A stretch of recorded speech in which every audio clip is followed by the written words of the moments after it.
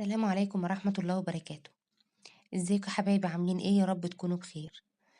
ايه رأيكم نعمل مع بعض النهاردة صينية كوسة بالفراخ بطريقة حلوة جدا؟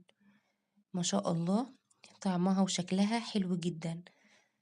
يعني الكوسة بعد الفيديو ده اوعدكم ان انتوا هتعملوها على طول. قبل ما نبدأ الفيديو نذكر بعض بالبقيات الصالحات. سبحان الله والحمد لله ولا إله إلا الله والله أكبر ولا حول ولا قوة إلا بالله العلي العظيم. هنقول بسم الله الرحمن الرحيم وندخل على الفيديو بتاعنا. معايا هنا أوراق الفراخ دي فراخ بيضة. طبعا عشان حجمها كبير ما شاء الله فأنا قاسمة الورك كده نصين. معايا بقى شوية توابل هتبل بيهم الفراخ بتاعتنا. معايا ملح وبابريكا ورشة صغيرة كده من 7 بهارات ورشة قرفة، وكمان معايا فلفل أسمر وكمون على كزبرة. هنزل بقى في طبق واسع معايا كده بالتوابل اللي معايا ديت وهقلبها كويس في بعضها. وهمسك بقى الفراخ بتاعتي أغلفها كويس جدا بالتوابل دي. الخطوة دي مهمة جدًا يا حبايب قلبي، صدقوني بتفرق أوي في طعم الفراخ.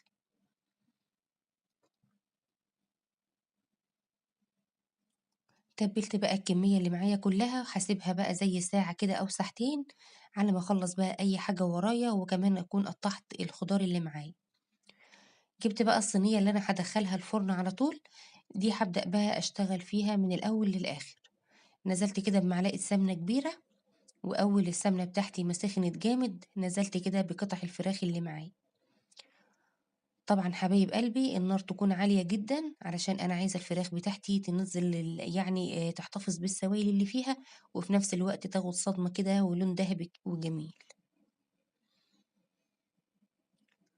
هاقلّب كده الفراخ بتاعتي واشوّحها من على كل اتجاه، وأول ما تاخد اللون الدهبي الجميل ده هابدأ أخرّجها في طبق جانبي كده عندي يعني على البوتاجاز.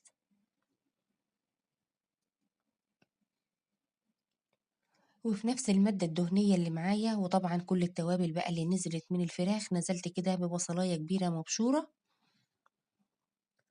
هاشوّح البصلة بتاعتي بس طبعًا مش هادّيها لون، أول بس ما تدبل هانزل عليها على طول بفصين من التوم المفروم.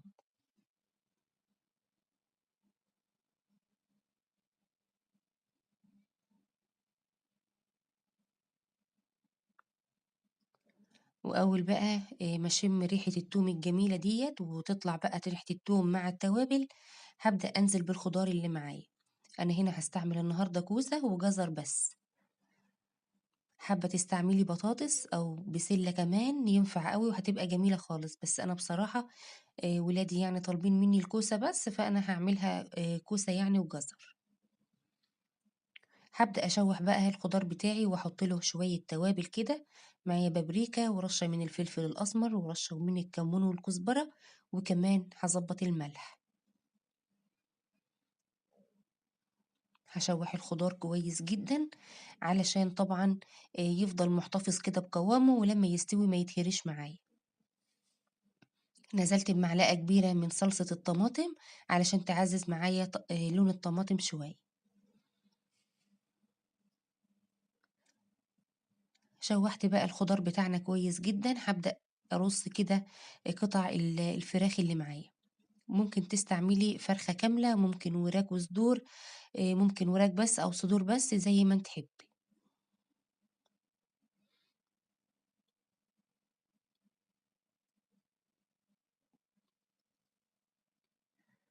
بعد ما رصيت بقى قطع الفراخ اللي معايا، معايا هنا كام طماطماية كده ضرباهم في الخلاط ومصفياهم. نزلت كده على الصينية الجميلة بتاعتنا دي. هاغطيها طبعًا وأسيبها لمّا تغلي.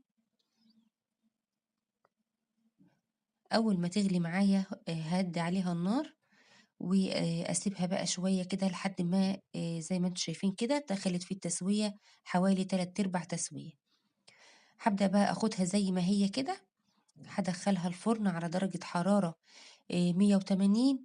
وأول ما ألاقيها استوت يعني تسوية كاملة، هاشغّل عليها الشواية علشان تاخد اللون الجميل اللي أنتم شايفينه ده.